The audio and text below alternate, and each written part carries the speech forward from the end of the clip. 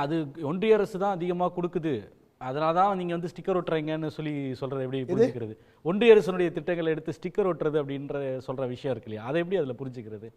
நிதிகளை எங்ககிட்ட வாங்கிட்டு உங்களோட நீங்கள் பேர் எடுத்துக்கிறீங்க அப்படின்னு சொல்வதற்குல்ல எப்படி அது எப்படி நீங்கள் ஒன்றிய அரசு தான் கொடுக்குது அப்படின்னு ஒன்றிய அரசு கொடுத்தா சென்ட்ரலி ஸ்பான்சர் ஸ்கீம் 100% கொடுக்க சொல்லுங்கள். ஏன் அது 50% 40% போட்டு கொடுக்குறீங்க? செயல்படுத்த முடியாத அளவுக்கு ஏன் கொடுக்குறீங்க?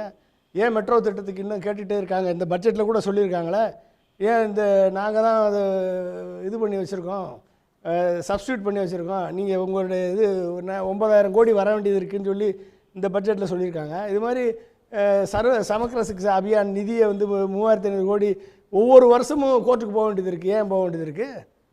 அப்போ நீங்கள் வந்து உங்களுடைய பாலிசியை, ஹிந்துத்துவா பாலிட்டிக்ஸை, நேஷனல் எஜுகேஷன் பாலிசியை திணிப்பதற்காக இந்த மாநில அரசுகளை நீங்கள் பழி வாங்குறீங்க.